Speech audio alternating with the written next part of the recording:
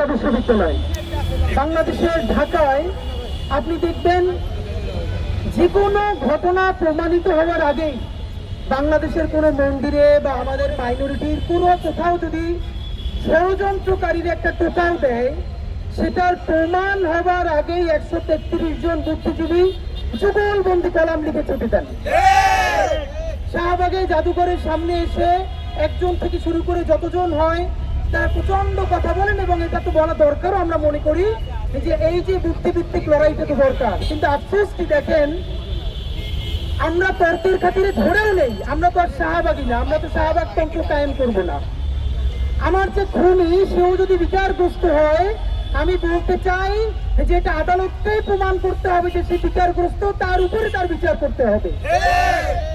দেখেন, এই যে প্রত্যেকটা ঘটনা ঘটার সাথে গত 15-20 বছরে মন্দিরে হামলা, পূজার সময় হামলা বলার চেষ্টা করা হয়েছে, এখানে ধর্মপ্রাণ মুসলমানরা করেছে। আপনারা লিখে রাখেন, একটা মিডিয়াও আজকে বলতে পারবে না হাসিনার আমলে যতগুলো মন্দিরে হামলা করা হয়েছে, পূজার উপাসনালয়ে হামলা করা হয়েছে, বলা হয়েছে ধর্মপ্রাণ মুসলমান আব্দুল গফুর, আব্দুল করিম, আব্দুল রহিম তারা কোরআন শরীফ থেকে এসেছে মন্দিরে গিয়ে, পরবর্তী একটা তদন্ত কমিটিও এইটাকে সত্য বলে প্রমাণ করতে পারেনি এবং করেও নাই।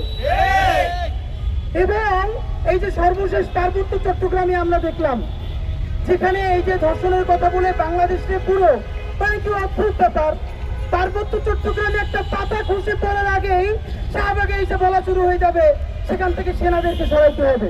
কেন পার্বত্য চট্টগ্রাম থেকে সেনাদেরকে সরাইতে? তাহলে তোমাদের দাদাবাবু দিল্লির দিয়ে পার্বত্য চট্টগ্রাম দখল করাইতে সুবিধা হয়, এই জন্যই কি তোমরা বুঝতে দেখো।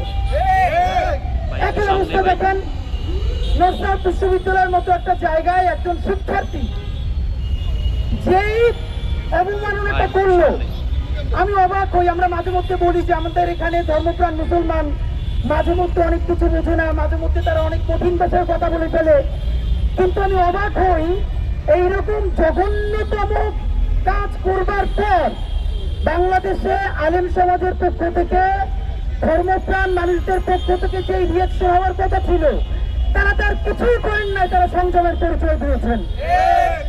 এবং দেখেন ইনকিলাব মঞ্চের অবস্থাটা কি কঠিন।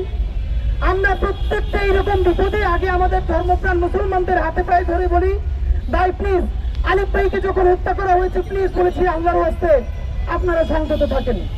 এইরকম প্রত্যেকটা ঘটনায় বাংলাদেশের মুসলমানদেরকে আমরা সংযত থাকতে বলি। আপনারা বলেন এইরকম সংযত থাকতে থাকতে কোনো একদিন যে তার ধৈর্যের বাঁধ ভেঙে যাবে না, তার নিশ্চয়তা কে দিবে?